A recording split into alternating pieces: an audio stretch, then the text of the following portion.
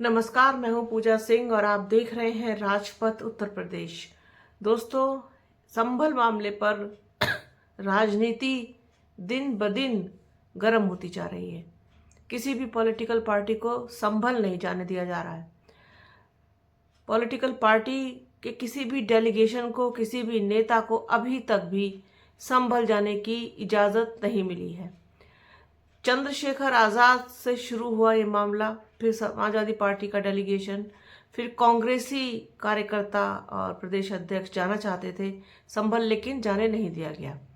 अब आज राहुल गांधी और प्रियंका गांधी वाड्रा जाना चाहते थे संभल, वहाँ पर पीड़ितों के परिवारों से मिलना चाहते थे, लेकिन उनको भी जाने की परमिशन नहीं मिली और राहुल गांधी, प्रियंका गांधी का पूरा काफिला रोक दिया गया दिल्ली गाजीपुर बॉर्डर पर।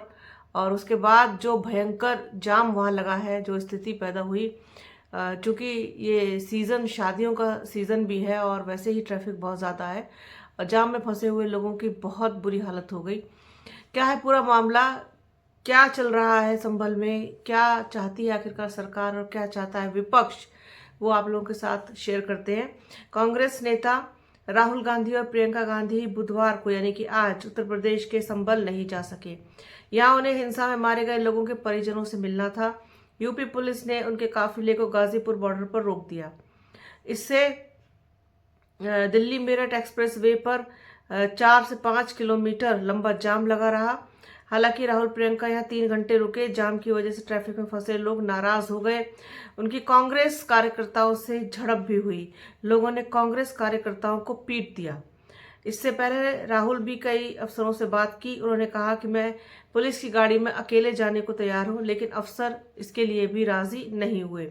राहुल हाथ में संविधान की किताब लेकर के, जो आजकल वो अपने हाथ में रखते हैं संविधान की एक लाल किताब, उसको लेकर कार पर चढ़ गए और वहीं से मीडिया को संबोधित किया।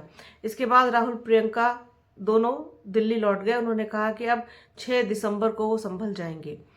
संभल में कोर्ट के आदेश पर 24 नवंबर को जामा मस्जिद का सर्वे किया जा रहा था। इस दौरान हिंसा भड़क गई, जिसमें गोली लगने से 4 युवकों की मौत हो गई। इससे पहले शनिवार को समाजवादी पार्टी और रविवार को कांग्रेस के डेलीगेशन ने भी संभल जाने का ऐलान किया था। हालांकि पुलिस की ने जगह जगह घेराबंदी करके किसी को भी संभल नहीं जाने दिया। अब इस पर जो प्रतिक्रिया है उत्तर प्रदेश के डिप्टी सीएम ब्रजेश पाठक की, वो भी आई है। उन्होंने कहा कि राहुल गांधी वोटों की फसल काटने के लिए संभल जाना चाहते हैं। अखिलेश यादव तुष्टीकरण की राजनीति करते हैं।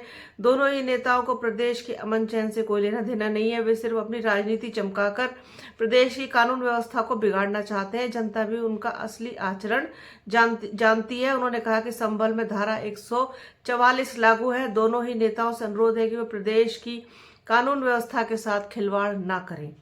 आज का उत्तर प्रदेश विकसित राज्य होने की दिशा में तेजी के साथ अग्रसर है और दोनों नेताओं को ये पच नहीं रहा है, मतलब हजम नहीं हो रही है ये चीज नेताओं को, राहुल गांधी को और अखिलेश यादव को। ये कहना है डिप्टी सीएम का।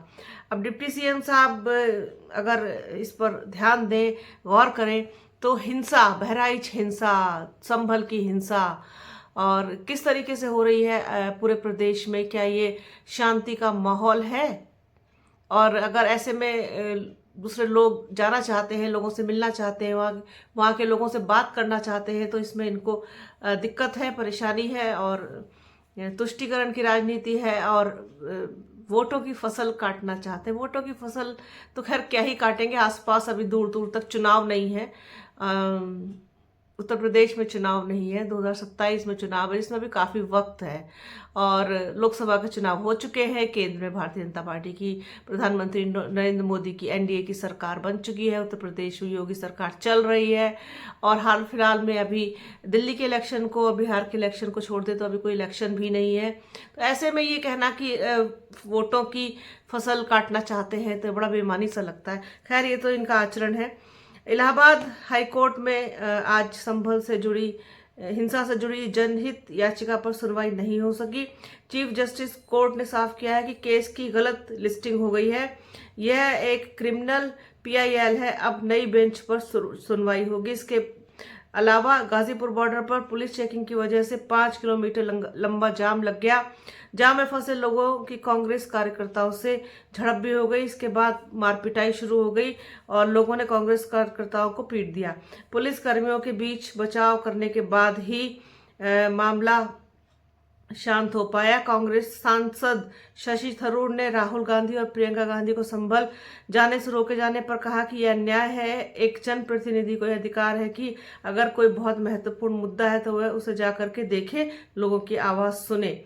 कांग्रेस महासचिव संगठन केसी वेणुगोपाल ने कहा कि पुलिस ने हमसे कहा कि 4-5-6 दिन बाद संभल जाने की अनुमति देंगे। उन्होंने जानबूझकर यातायात को रोका, वे नहीं चाहते थे कि हम लोग संभल जाएं। तो कुल मिला के आरोप और प्रत्यारोप। प्रियंका गांधी ने कहा है कि राहुल गांधी नेता प्रतिपक्ष है, उनका संवैधानिक अधिकार है, उन्हें इस तरीके से रोका नहीं जा सकता। उनका संवैधानिक अधिकार है, उन्हें अनुमति दी जानी चाहिए कि वो पीड़ितों से मिलने जाए। उन्होंने यह भी कहा कि वह यूपी पुलिस के साथ अकेले चले जाएंगे, लेकिन पुलिस इस पर भी राजी नहीं हुई। अब राहुल गांधी ने इस पूरे मामले पर क्या कहा है वो भी आपको बताते हैं। राहुल गांधी ने कहा कि हम संभल जाने की कोशिश कर रहे हैं, लेकिन पुलिस इजाजत नहीं दे रही है। विपक्ष के नेता के तौर पर जाना मेरा अधिकार है, वो फिर भी मुझे रोक रहे हैं। मैंने कहा कि मैं अकेले जाने को तैयार हूँ, मैं पुलिस के साथ जाने को तैयार हूँ, लेकिन इस पर भी वे राजी नहीं हुए। अब वह कह रहे हैं कि अगर हम कुछ दिनों में वापस आते हैं तो वे हमें जाने देंगे। यह विपक्ष के नेता के अधिकारों के खिलाफ है, उन्हें मुझे जाने देना चाहिए था। यह संविधान के खिलाफ है। हम सिर्फ संभल जाना चाहते हैं, लोगों से मिलना चाहते हैं और देखना चाहते हैं कि वहाँ क्या हुआ। वह मुझे मेरे संवैधानिक अधिकार से वंचित कर रहे हैं, मुझे मेरे संवैधानिक अधिकार नहीं दिए जा रहे। ये नया भारत है, ये संविधान को नष्ट करने वाला भारत है और हम इसके खिलाफ लड़ते रहेंगे। ये कहना है राहुल गांधी का। राहुल गांधी के सहित कांग्रेस के तमाम दूसरे लोगों की प्रतिक्रिया आई है और उत्तर प्रदेश के डिप्टी सीएम ने भी अपनी प्रतिक्रिया रखी है। तो कुल मिलाकर के जबरदस्त राजनीति चल रही है संभल के मामले पर, संभल हिंसा पर। तो हम लगातार संभल की अपडेट आपको दे रहे हैं। चंद्रशेखर आजाद, फिर सपा का डेलीगेशन, फिर कांग्रेस का डेलीगेशन और अब राहुल गांधी और प्रियंका गांधी खुद, किसी को नहीं जाने दिया गया संभल। हम लगातार इस पर बात कर रहे हैं और लगातार आपको अपडेट दे रहे हैं। तो बने रहिए हमारे चैनल के साथ। हमारे चैनल को लाइक कीजिए, शेयर कीजिए, सब्सक्राइब कीजिए, बेल आइकन घंटी जैसी आकृति जरूर दबाइएगा। अपना और अपनों का बहुत ख्याल रखिए। जल्द मिलूंगी आपसे एक नए वीडियो में, एक नए मुद्दे के साथ, एक नई चर्चा में। तब तक के लिए जय हिंद।